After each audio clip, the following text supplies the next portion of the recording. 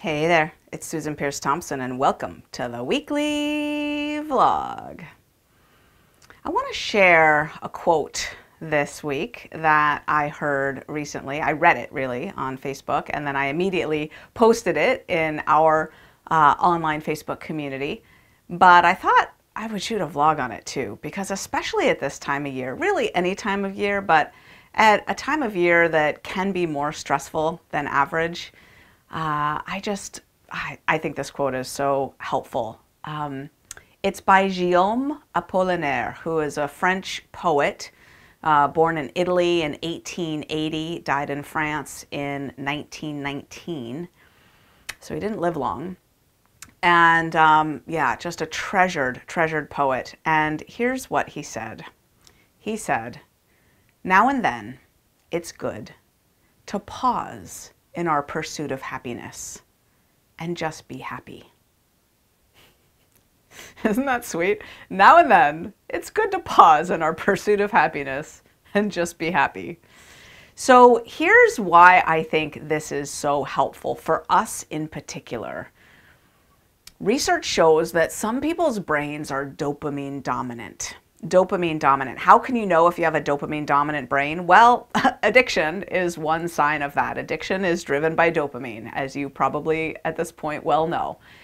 And the thing about the dopaminergic systems in the brain is that there's two of them, actually. There's desire dopamine, which is the addiction system, right? The system of more, the I want system. And then there's the control system that's up in the prefrontal cortex that is about planning and preparation and to-do lists and striving and goal setting and, seeking achievement. And neither system is ever satisfied. Dopamine by its very nature is never satisfied. It's always future oriented. It has no bar for what's good enough. It's always just needing the next hit, fix, achievement, milestone, tick off the to-do list. It's always oriented that way. And if you have been desire dopamine oriented in the past and then you get bright, it's highly likely you'll find yourself control dopamine dominant. So really fixated on those to-do lists, really fixated on having it all be just so and getting it all done and, living your brightest life, which is fine. But now and then, it's good to pause in your pursuit of happiness and just be happy. And the system in the brain that's about just being happy is not dopaminergic at all. Dopamine is never happy. It's never satisfied. It's always needing more. The system that is happy is the collection of here and now chemicals, which are oriented toward emotion and sensation in the moment.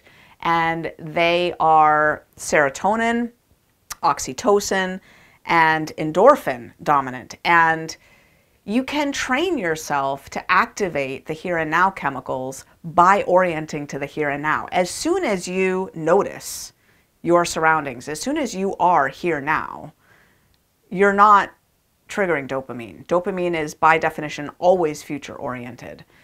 And so just pausing to be here and to find the happiness in this moment will activate serotonin, oxytocin, endorphin. Now, specifically, you can do things to activate those systems. How do you activate serotonin? Well, one way actually is to get the esteem of a group. So posting in the online community does it.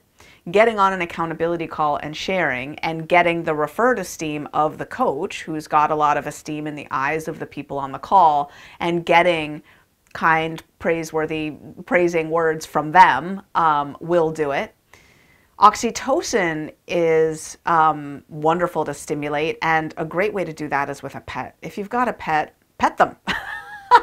Pet that cat, pet that dog, snuggle with them. If you have a spouse, get your hands on them, rub their shoulders, cuddle, hug, get your skin in the game, right? Touch and be touched. It's a wonderful way to release oxytocin. Smiling at someone and getting a smile in return releases oxytocin. Just shaking hands, actually, with a stranger will release oxytocin. And endorphin can be triggered by exercise. It can be triggered by a good laugh and a good cry. So those are some ways to orient toward the here and now. Meditation will do it, right? And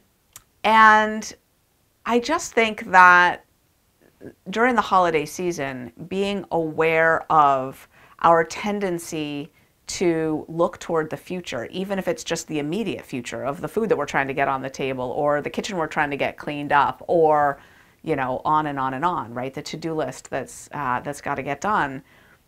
Noticing our orientation in that way and repeatedly calling ourselves back to the present moment where we can find happiness is just so helpful. And leave it to a poet to just say it so beautifully. Now and then it's good to pause in our pursuit of happiness and just be happy. So that's the weekly vlog. I'll see you next week.